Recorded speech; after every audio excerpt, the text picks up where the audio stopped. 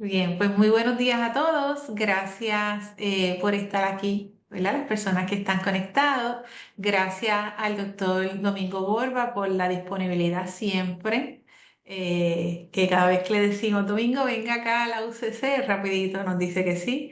Es un recurso especialista en educación y en tecnología. Y nos va a estar hablando hoy sobre la inteligencia artificial en el proceso de enseñanza-aprendizaje. Los dejo entonces con Domingo para que él se pueda presentar un poquito y comience la presentación. Gracias, Domingo. Excelente. Para mí es un placer estar el día de hoy con ustedes compartiendo esta pequeña sección. Soy Domingo, soy de Uruguay, soy docente, apasionado por la tecnología y vamos a estar conversando unos 30, 40 minutos sobre inteligencia artificial. Vamos a dar una mirada amplia y después nos vamos a enfocar en poder ver también algunas herramientas para que ustedes se puedan llevar herramientas súper prácticas para implementar desde hoy hasta que se venga la próxima nueva tecnología. Así que voy a compartir pantalla para que comencemos la conversación. Allí, primero que nada, hacer un pequeño marco. Nos encontramos dentro de un maravilloso abanico de distintas charlas que se vienen realizando desde el lunes hasta el viernes, así que esta no es la primera, pero tampoco es la última. Van a poder seguir disfrutando de esta sección. De todas estas charlas, hoy nos vamos a centrar, como mencionábamos, en la inteligencia artificial en el proceso de enseñanza y aprendizaje. Y vamos a ir haciendo como una especie de embudo de lo general a lo particular. Entonces, muchos de ustedes pueden estar aquí el día de hoy, tanto en vivo como en diferido, pensando, bueno, el chat GPT es la inteligencia artificial es igual al chat GPT, la inteligencia artificial es una moda en educación, preguntas que nos podemos hacer, la inteligencia artificial viene a salvar o a destruir a la educación, la inteligencia artificial va a reemplazar al docente, o si todo es inteligencia artificial. Estas 5 preguntas son 5 preguntas que los docentes en general se hacen, pero que también las personas de habitual uso miran y se preguntan qué es lo que va a suceder. Vamos a ver si alguna de estas preguntas tienen respuestas o si podemos construir al menos algunos andamiajes para que cada uno llegue a algunas conclusiones. A su vez, preguntarnos por qué estamos hablando de inteligencia artificial. ¿Por qué de un día a otro todo parece que fuera inteligencia artificial? ¿Por qué se confunde? ¿Por qué hay tantos términos allí? ¿Y por qué si uno observa el avance de distintas tecnologías, como puede ser Padlet, también incorpora inteligencia artificial? Una herramienta que por mucho tiempo fue utilizada así, ahora lo utiliza de manera habitual. Entonces, primero entender que cuando utilizamos la Face ID o el Touch ID, tenemos allí también un uso de inteligencia artificial bastante alto. Por otra parte, en YouTube Music también hay inteligencia artificial. En los asistentes, como puede ser Cortana, como puede ser Google, como puede ser Siri, como pueden ser otros asistentes en distintas marcas, hay un nivel muy alto de inteligencia artificial. Hasta el traductor de Google tiene inteligencia artificial, lo que es Twitter, lo que es Instagram, lo que es Facebook, lo que es TikTok, lo que es FaceApp, todas estas tecnologías que son de uso habitual. Seguramente muchos de ustedes habrán utilizado al menos una de estas en lo que va el correr del día.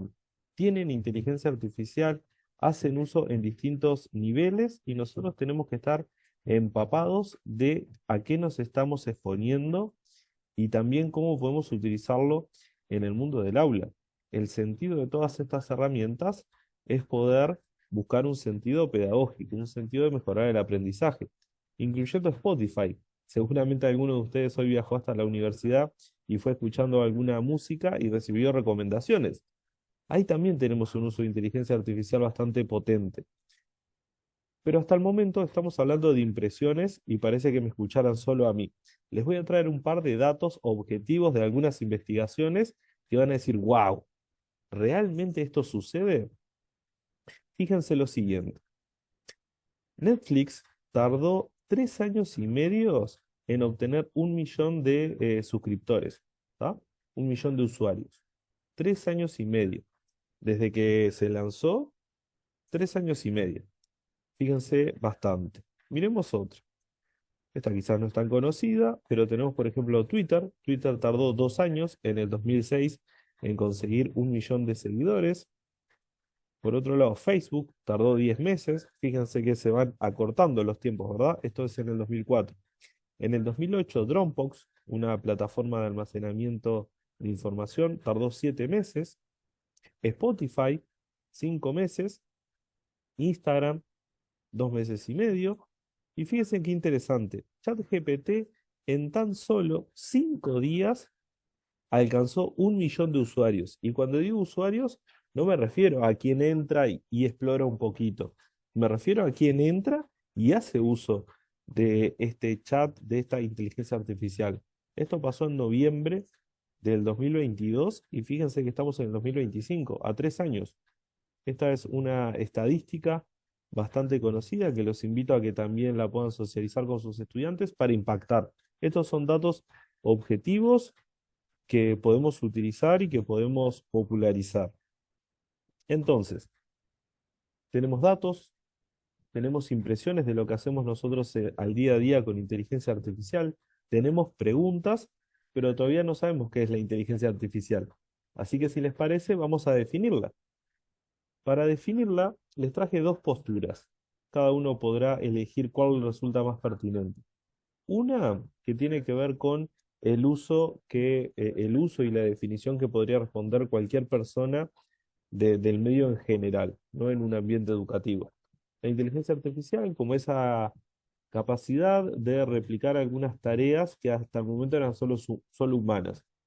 ¿Cuál es la palabra clave de esta definición? La simulación. La inteligencia artificial simula procesos que hasta el momento solo eran adquiridos a los seres humanos.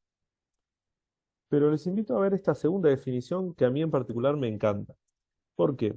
Porque nos menciona que la inteligencia artificial ya no es solamente eso, sino que ahora es un campo de estudio.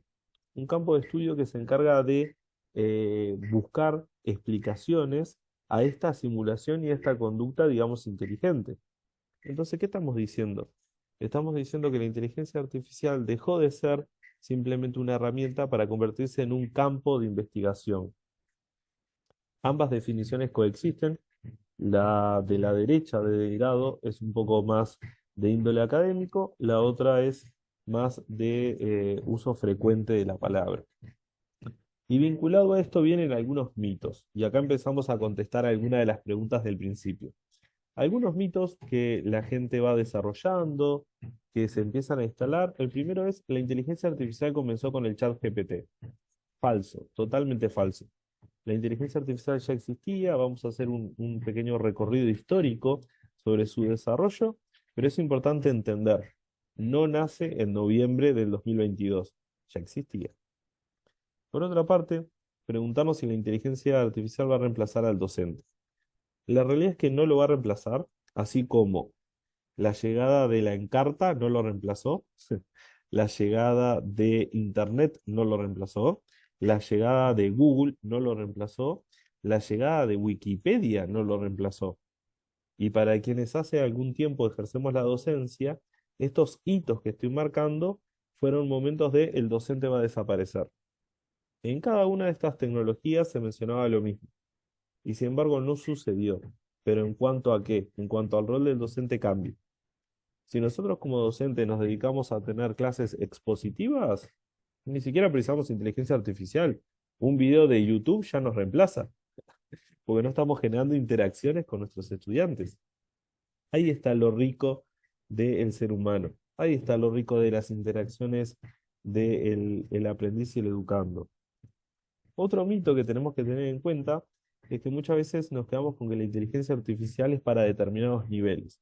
No, la inteligencia artificial es desde educación inicial hasta formación docente universitaria. Obviamente, de distinta manera lo vamos a abordar, pero siempre lo podemos trabajar. De hecho, si volvemos a la diapositiva de los usos comunes de inteligencia artificial, todos los estudiantes manejan algún dispositivo móvil. Por lo tanto, la inteligencia artificial ya está allí presente. La pregunta es: ¿dejamos que los estudiantes la exploren solos o los acompañamos en este proceso. Y un último mito es que la inteligencia artificial se asocia a las áreas STEAM, a la ciencia, la tecnología, la ingeniería, el arte y la matemática. Esto también es totalmente falso. Si yo soy profesor de historia, ¿puedo trabajar inteligencia artificial? Por supuesto que sí. Soy profesor de literatura, por supuesto que sí. ¿Cómo la vamos a trabajar? Con un sentido crítico y creativo. Algunos datos que diría yo deberían preocuparnos, pero también ocuparnos. Fíjense que esta investigación también los invito a que la lean. Es sumamente interesante. Hice un recorte de lo que allí aparecía, pero por ejemplo, los cajeros, los conductores y los traductores fueron seleccionados como las profesiones con mayor probabilidad de ser reemplazados por la inteligencia artificial. Cajeros, conductores y traductores. El 69% de las personas con título universitario cree que la inteligencia artificial le va a sacar el trabajo. Más del 45% de las personas tienen una actitud positiva frente a que la inteligencia artificial tome decisiones vinculadas a economía. El 60% de los encuestados utilizaría un taxi autodirigido por inteligencia artificial. Y acá un dato que es bien interesante, que es el 78% de los encuestados está convencido que la IA se podría utilizar para difundir información errónea. Y por último, este me parece que es sumamente atractivo para discutir en el ámbito educativo, el 39% cree que podría tener una relación romántica con una inteligencia artificial. Fíjense qué interesante, ¿no? Cómo van cambiando y cómo acá tenemos algunos puntos que podríamos problematizar en cualquier aula. Avancemos un poco más. Bueno, un poco de historia. La historia no es para aburrirlos, la historia es para que podamos entender de dónde parte y poder proyectar hacia dónde va la inteligencia artificial. Ese es el fin general de la historia. Entonces, me gustaría partir por 1956, que es donde John McCarthy menciona por primera vez el término inteligencia artificial. Algunos autores manejan de que anteriormente también habían autómatas y otras formas de inteligencia artificial, pero la primera vez que se menciona el término es en 1956. Luego aparece un primer campeón de ajedrez liderado por IBM en el 97. En el 2001 nace Siri, aparece un campeón televisivo, un supercomputador de IBM que jugaba a estos concursos de pregunta y respuesta. En el 2012, con la segunda generación de inteligencia artificial, salen los asistentes de Google y de Microsoft. En el 2016 aparece el campeón mundial de AlphaGo, que gana la mayoría de las partidas al subcampeón humano. En el 2017 nace Aura de Telefónica, una plataforma que se relacionaba con los clientes, una especie de chatbot que asistía a la comunicación. Y fíjense que en el 2018, y acá ya nos estamos acercando bastante, aparecen los distintos vehículos de Tesla y de Audi que tenían una conducción o una asistencia a la conducción muy alta. En el 2019 aparecen los primeros modelos predictivos, estos algoritmos que reconocen algunas imágenes, que predicen algunos comportamientos. En el 2020 aparece la inteligencia artificial en medicina, sobre todo vinculado a lo que sucedió con la pandemia. Aparecen varios sensores térmicos, por ejemplo, que podían automatizar algunas tareas. Por allí, en el 2021, nos aparece esta idea, o por lo menos la mayoría de los autores y expertos promovían de que la inteligencia artificial iba a generar más de 3.000 millones de dólares de un negocio a lo largo del año. Fíjense qué interesante esa inversión en cuanto a términos económicos. Y bueno, y en el 2022 se lanza ChatGPT por parte de OpenAI y eso revolucionó el mundo. ¿Por qué? Porque generó mayor accesibilidad. La mayoría de las personas podían acceder a este chat y eso implicó que el término se popularizó. Pero fíjense todos los hitos que marcamos, que podrían ser más. Esto es un recorte teórico que realicé para ustedes el día de hoy, pero tenemos varios hitos recorriendo el año. Y yendo un poquito para poder profundizar en lo conceptual, tenemos tres conceptos que son complejos y que muchas veces se confunden. Uno es el de inteligencia artificial general, que ya lo mencionamos, pero después aparece el de machine learning. El machine learning es un concepto que está dentro de la inteligencia artificial y que refiere a esos algoritmos que son capaces de aprender en base a su experiencia. Por último, tenemos dentro del concepto del machine learning y dentro del concepto de inteligencia artificial lo que es el deep learning. Ahí tenemos la base, que son estas redes neuronales que se adaptan y que aprenden de gran cantidad de bases de datos. ¿Cuál es el concepto que está allí de fondo y el que logra potenciar el desarrollo de la inteligencia artificial digital? El concepto de Big Data. Si no se hubiera logrado almacenar tanta cantidad de datos, sería imposible tener la inteligencia artificial que tenemos el día de hoy, que logra predecir, que logra generar, que logra crear distintas cuestiones. Todo en base a datos que fueron recopilados por años, años y años. La inteligencia artificial se puede clasificar en cuatro grandes categorías. La primera categoría es según la funcionalidad, que ahí vamos a hablar de una inteligencia artificial débil, de una inteligencia artificial fuerte, de una inteligencia artificial predictiva. Ahí tenemos las primeras tres subcategorías según la funcionalidad. Por otra parte, tenemos según el formato con el cual aprende. Tenemos una que es mediante aprendizaje supervisado, tenemos una que es mediante aprendizaje no supervisado y tenemos una que es mediante aprendizaje reforzado. Como verán, este es un cuadro bastante complejo, pero si seguimos de izquierda a derecha podemos ir observando cada una de las características. Después aparece una categoría bien interesante, que me fue un poco complejo construirla, que es según la similitud con el cerebro humano. Y creo que esta es la que podemos llevar más a discutir. Porque allí aparece, bueno, la capacidad simbólica, la capacidad generativa y la capacidad conexionista. Que creo que ahí tenemos por lo menos una categoría para generar polémica bien interesante. Y la última que es directamente según la aplicación. Tenemos la que es embebida y la que es autónoma. Este cuadro se podría digregar en cada una de ellas y trabajar con los estudiantes para problematizar cuál es el uso o cuál es el posible paso siguiente de esta inteligencia artificial, dónde queremos reforzar.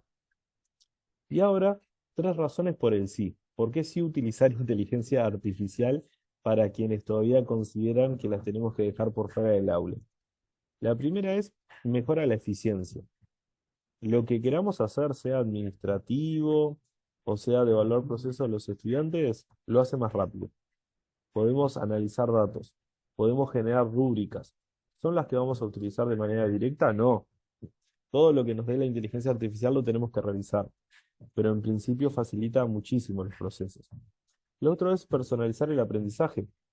Necesito convertir el primer capítulo de Don Quijote de la Mancha en un capítulo de lectura fácil. Le pido a ChatGPT y me da una especie de simplificación, por lo menos en cuanto a recursos literarios, y uno lo puede aprovechar para trabajar con estudiantes que están recién en sus primeros caminos con lecturas tan complejas como Don Quijote. Por otra parte, poder potenciar el acceso a la educación, generar mayores recursos, facilitar el aprendizaje en línea, generar cuestiones mucho más accesibles, lo multimodal. Les doy un texto, les doy un video, les doy un audio, todo rápidamente generado con inteligencia artificial. Así como les digo tres sí, les voy a decir tres peros. Tres cositas que tenemos que tener en cuenta, porque esto no es totalmente como si fuera una panacea. Lo primero es la privacidad y la seguridad.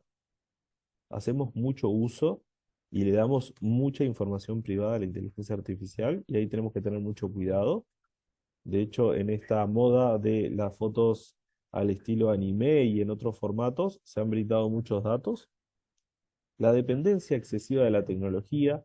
Me he encontrado con personas que les lleva mucho tiempo trabajar con la inteligencia artificial. Bueno, no la uses. O sea, si ustedes pueden producir un poema más rápido que la inteligencia artificial, lo producen ustedes. Si el cuestionario lo hacen más rápido, lo hacen ustedes. Hay que buscarle la pertinencia. Y por último, y no menor, la brecha digital. Si bien hablamos de popularizar el concepto de inteligencia artificial, todavía tenemos estudiantes que no tienen las necesidades básicas cubiertas y que directamente no pueden acceder a un dispositivo o a Internet. Eso tenemos que tenerlo en cuenta y ver cómo estos tres conceptos se relacionan. Y llegó el momento que todos esperaban, creo yo, el momento de hablar de algunas herramientas para poder aprovechar en el aula. Lo primero teníamos que mencionar ChatGPT como una herramienta súper popular, pero se las quise traer con el concepto de prompt. Prompt es la instrucción que le damos a la inteligencia artificial para poder pedirle algo. Entonces les traje una sugerencia. Yo lo que les diría es, primero escriban el rol, después escriban la acción, el destinatario, la especificación y el contexto. Entonces, ustedes le podrían decir, actúa como un experto en evaluación en educación. Crea una rúbrica para docentes, ahí sería el destinatario, en la cual tenga 5 niveles de avance, ¿tá? Con 4 dimensiones para evaluar la competencia de comunicación, para un contexto de estudiantes de educación primaria. Cuanto más información le dé a la inteligencia artificial, mejor va a ser el producto. Ahora busquemos el equilibrio. Si mi prompt son 3 carillas, capaz que me conviene hacer el producto. Porque el tiempo que invierto escribiendo el prompt es el mismo que invierto haciendo la rúbrica. Por lo tanto, ahí no tiene mayor sentido. Veamos, ahí separemos qué es lo que nos sirve y qué es lo que no. Por otra parte, un creador de presentaciones que a mí me parece muy atractivo, que es Webic, lo pueden utilizar. Acá todas las herramientas que les voy a compartir tienen una versión gratuita y una versión de paga, pero todo esto vence cuando finalicemos la conversación, porque bien saben que una herramienta hoy es gratuita y mañana ya es solamente de paga. Así que revisemos eso siempre que veamos una herramienta. Otra es Gamma para crear presentaciones. Y Gamma me resulta interesante porque me parece que es muy clara en relación a un sistema que conocemos hace mucho, que es PowerPoint. Todos lo hemos utilizado y tiene una similitud en cuanto a iconografía muy grande. Eso facilita un poco el acceso. Otra herramienta que era un poco la competencia era Tomé. Tomé era una herramienta de inteligencia artificial que cerró sus puertas a principios de este año, que también fue muy popular, pero bueno, ahora ya no está disponible. Luego tenemos Flickr, que es para agregarle texto o crear videos a partir de un texto que tengamos. También le podemos agregar voces. Es un puzzle de herramientas para generar videos en distintos formatos que pueden ser bien interesantes para motivar a nuestros estudiantes. Acá les comparto una herramienta y miren, me acerco un poquito más. Esta es mi herramienta favorita, pero que no me escuchen las otras herramientas. Lumen 5 genera videos a partir de texto, a partir de ideas generales, a partir de documentos que nosotros le demos. Eso está muy bien porque nosotros le estamos dando información que sabemos que es buena. Y lo interesante es que entre que le doy la información y lo crea, me va haciendo como preguntas. Entonces yo puedo ir haciendo algunas adaptaciones. Y si el producto final no me gustó, lo puedo modificar. Así que maravilloso. Y lo modifico con un entorno muy parecido a PowerPoint. Cambio el video, cambio el texto, agrego un audio, agrego un video. Puedo agregar todo. Para quienes conocen Canva, van a ver que Lumen es maravilloso para generar videos en particular. Ahora bien, ¿a cuánto a ustedes les ha pasado de tener un documento administrativo como una normativa y ustedes dicen, la leo una vez, la leo 2 veces, pero después me olvido lo que decía el decreto 14, punto 1, punto 2, punto 3? Bueno, Chat PDF nos permite subirle información, subirle un PDF, en este caso un documento administrativo para seguir el ejemplo, y le hago preguntas. Entonces, le subo la determinada legislación y le digo, ¿cuánto tarda un estudiante en terminar tal carrera? Y me responde. Y lo interesante de su respuesta es que me dice dónde está la información que sacó. Entonces yo puedo ir a revisar rápidamente si lo que me está diciendo está bien o si lo que me está diciendo está mal. Por lo general no comete errores, pero podría ser. Siempre tenemos que estar en tela de juicio con estas herramientas. Una herramienta que la utilizamos mucho con fines lúdicos, pero también puede ser con fines didácticos, es Scribble Diffusion, que lo que hace es, nos da una pizarra en blanco donde nosotros dibujamos un boceto de lo que queremos, le damos una descripción y con ese texto y con ese boceto nos crea una imagen. Para trabajar lo que es la motricidad gruesa y lo que es la motricidad fina, es excelente. Para trabajar lo que es la escritura, es excelente. ¿Por qué? Porque a veces los estudiantes quizás con el dibujo se representan muy bien, pero solo con el dibujo no es suficiente. Tienen también que incorporar esa información que es en base a texto. Si no les gustó esa, podemos crear imágenes directamente desde una descripción, como es con Crayon. Y lo interesante que tiene Crayon, que les traigo, es que podemos poner qué es lo que no queremos que aparezca.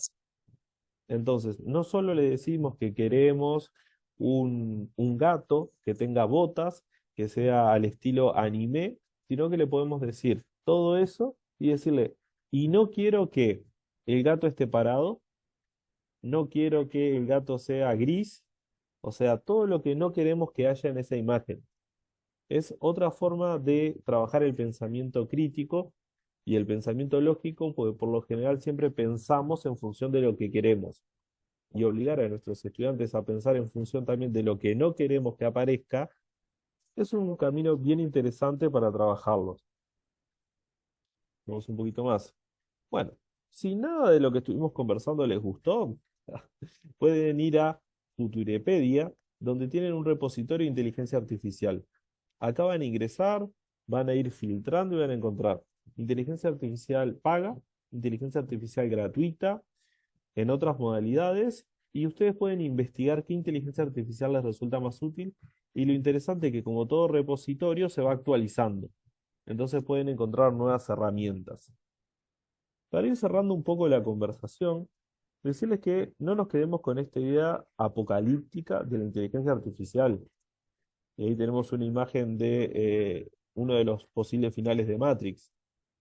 No nos quedemos por allí, nosotros estamos en un ámbito educativo, quizás hay conversaciones en otra parte vinculado a saberes más técnicos, pero en lo pedagógico la realidad es que todos los niños y niñas están cerca de la inteligencia artificial. Dos caminos: o la negamos y la prohibimos y los estudiantes lo aprenden fuera de la escuela, o la traemos a la escuela y les enseñamos cómo hacer un uso ético de la misma. Fíjense que en la tarde hoy van a tener una conversación con un experto sobre una herramienta que se llama Turnitin, que entre otras cosas nos ayuda a detectar inteligencia artificial, entendiendo que hay una probabilidad, no es que nos pueda decir que sí o que no, nos dice un nivel de probabilidad. Pero ¿saben algo? Yo más que centrarme en eso, quisiera centrarme en concientizar a los estudiantes para ver cuándo sí y cuándo no, y no tener que llegar a ese nivel de desconfianza con mis estudiantes de tener que pasarlo por un programa, que sabemos que es necesario y yo también lo hago, pero está bueno pasar primero por esa conversación, darle las oportunidades de hacer un uso ético. Y por otra parte, tampoco nos quedemos con la idea de que es la panacea. La inteligencia artificial tiene muchas oportunidades de mejora. De hecho, no es para asustarlos, pero sí para compartir otro dato objetivo. Por cada imagen que le pedimos a la inteligencia artificial, se gastan 5 litros de agua. 5 litros de agua. ¿Esto a qué se debe? Bueno, se debe a que el consumo en cuanto a procesadores, que sabemos que se tienen que enfriar y demás, la refrigeración es mediante agua. Entonces tenemos algunas cosas que revisar y sí, fíjense que en esta película lo que sucede es una dependencia alta del uso de la tecnología. No podemos perder las relaciones humanas. Eso es lo que nos diferencia, entre otras cosas, de otros animales. Pensamos, creemos, sentimos y lo hacemos en conjunto. Así que no nos olvidemos de reforzar eso con cada uno de nuestros estudiantes. En síntesis, entendamos que hay una oportunidad que nos está golpeando la puerta. La inteligencia artificial podría ser un excelente aliado si hacemos un uso que sea seguro, responsable y ético. Y también miremoslo como docentes, no solo los estudiantes, nosotros también. Para cerrar, les quería dejar esta cita. En una era marcada por la presencia de la inteligencia artificial, recordemos que el valor supremo sigue siendo la humanidad. Lo que construimos como seres humanos es irreemplazable y tenemos que poderlo valorar. De mi parte, agradecerles por el espacio compartido y bueno, podemos también seguir dialogando en las redes sociales y en otros espacios que ustedes crean convenientes. Muchas gracias. Muchas gracias, Domingo, y gracias a las personas que se conectaron. Realmente, ¿verdad? Son herramientas que tenemos que experimentar, que tenemos que acercarnos y como muy bien dice, ¿verdad? Involucrarnos para que entonces los estudiantes seamos parte de ese proceso y no las demonicemos tampoco, porque muchas veces no, eso cuando son herramientas que sí nos pueden ayudar, pero dirigidas, ¿verdad? Por un buen docente, que el docente vaya dirigiendo el proceso, pues entonces todos le sacamos el máximo provecho a las herramientas. Realmente gracias mil por la presentación, excelente. Ahí tienen muchas herramientas para ir experimentando y realmente pues gracias por tu tiempo. Gracias a todos los que participaron y espero que les haya gustado, que yo sé que sí. La grabación luego la voy a compartir para que los que no pudieron estar la puedan utilizar. Pues muchas gracias, Domingo, y pues nos veremos entonces en otra próxima ocasión. Así será. Muchas gracias a ustedes. Un saludo grande desde Uruguay. Gracias. Bye bye.